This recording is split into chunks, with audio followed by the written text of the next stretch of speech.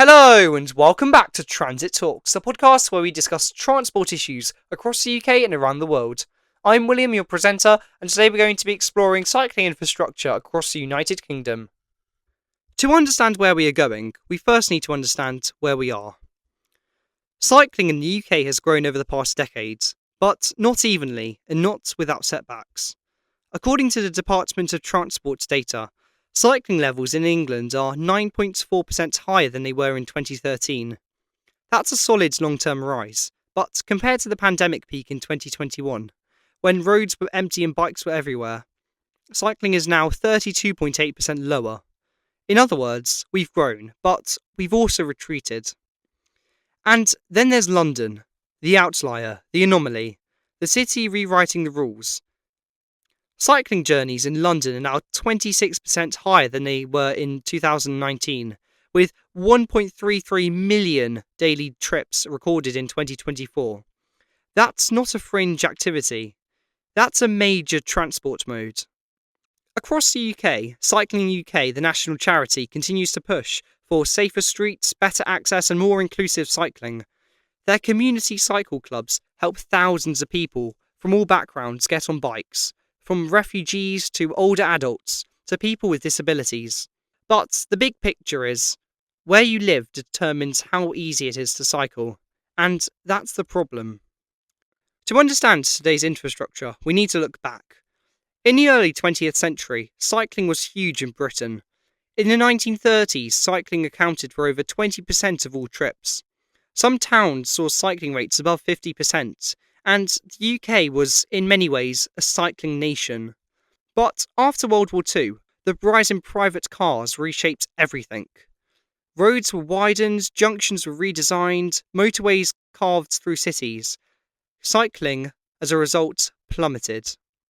By the 1970s, cycling had fallen to around 1 to 2% of trips nationwide. Meanwhile, the Netherlands, facing similar trends, made a different choice. They redesigned their cities around people, not cars. The UK didn't.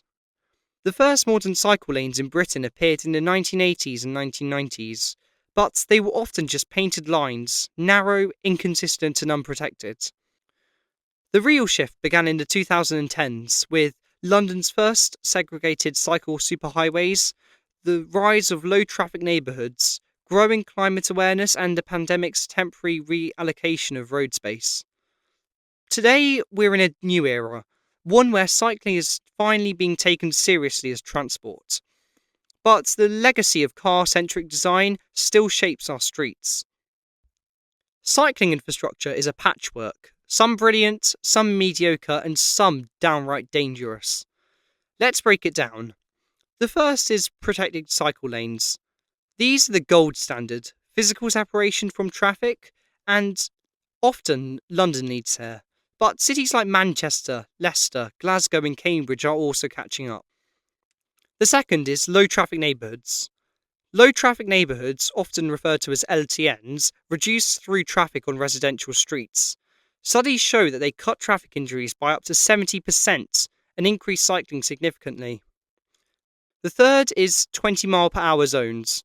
Wales made headlines by adopting 20 mile per hour speed limits as a default option in built-up areas such as Cardiff and Swansea. Early data shows that this significantly reduces serious injuries led by road accidents. The fourth is off-road routes. These include canal towpaths, greenways, disused cycle lines, and the National Cycle Network. Great for leisure, but often disconnected from commuter routes. Cycle parking is the fifth. A major barrier to cycling is simply, where do I put my bike? Cities like Cambridge and London are investing heavily in secure parking, whether that being in the city centre, stations, or just shopping outlets. The sixth is proposed built cycling facilities. Thanks to British Cycling Places to Ride programme, we've seen pump tracks, bike parks, community hubs and learn to ride centres. These help build cycling culture from the ground upwards. They lay the solid foundations. However, the real issue is consistency. Some cities have a world-class infrastructure, while others have painted lines that disappear at junctions, the most dangerous part of the road. London deserves its own chapter. In 2016, London had around 90 kilometres of protected cycle routes. Today, however, that number has risen dramatically, with over 400 kilometres of protected cycle routes across the city. 20 new cycleways launched in the years 2023 and 2024 alone. And here's a stat that matters most. 27.4% of Londoners now live within 400 metres of a cycleway. That's accessibility, that's planning, that is the political will to make London green. London's success comes from consistent investment, strong mayoral leadership, data-driven planning, public demand, and a shift in cultural attitudes. Cycling in London is no longer niche, it's normal. But London also shows challenges. Junctions remain very dangerous in some parts of the city. Some boroughs resist change, funding is inconsistent, and cycling rates vary dramatically by area.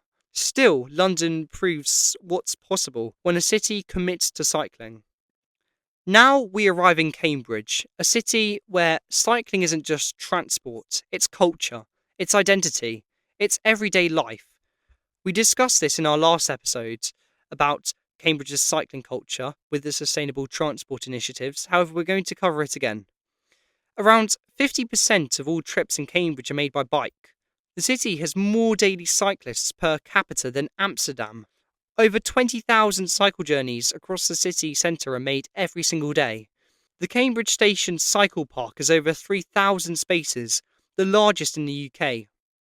So, why is Cambridge so successful? Well, there are a number of factors here. For example, its geography makes Cambridge compact, flat, dense, built up around short trips, which is the perfect and ideal location for cycling. The second is a mature cycle network.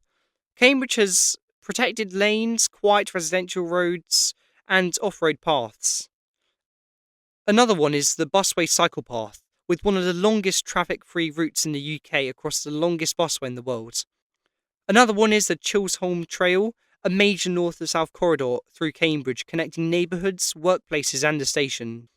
The Chisholm Trail alone has transformed this cross-city travel, offering a safe, direct route that avoids major roads. The third is cycle parking. Cambridge takes parking seriously. Multi-storey car parks, secure residential hangars, abundant city centre stands, university-provided parking. This matters a lot. People simply won't cycle if they have a fear of getting their bike stolen. The fourth is culture. This is the secret ingredient in Cambridge. Children cycle to school, students cycle to their lectures, professionals cycle to work, even pensioners cycle to the shops. Cycling is normal, expected, convenient, and is a trend in the city. Despite all this, however, Cambridge still faces some issues. Congestion makes some routes stressful. Rapid population growth strains infrastructure. Some major roads still lack protected lanes. Cycle theft remains a concern. But overall, Cambridge is a clear example, along with London, of what a city that has a cycling culture can look like. Let's now quickly explore the rest of the UK. Scotland has set itself some ambitious targets. 10% of everyday trips made by bike. Major investment in segregated routes. Glasgow and Edinburgh expanding networks rapidly. Glasgow's South City Way is a standout success. Wales, however, has made global headlines by adopting its 20 mph speed limit as its default option across built-up areas. It's controversial, however, early evidence is actually showing that it has caused fewer road incidents. Wales also invests heavily in active travel through the Active Travel Act. In Northern Ireland, progress is slower, but Belfast has actually been building protected routes, including the Alfred Street cycleway. In Northern England, cities like Manchester, Leeds and Liverpool are investing in the B-Network style cycling corridors.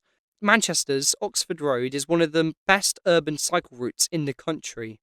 Moving a bit down now, Birmingham in the Midlands is improving but still lags behind European peers. Leicester, however, is a quiet success story with strong political support for cycling. And now finally, the rural areas. Rural cycling is booming for leisure, but infrastructure is limited. Narrow lanes, fast traffic equals danger. There is a huge potential here, however, it also poses a huge risk.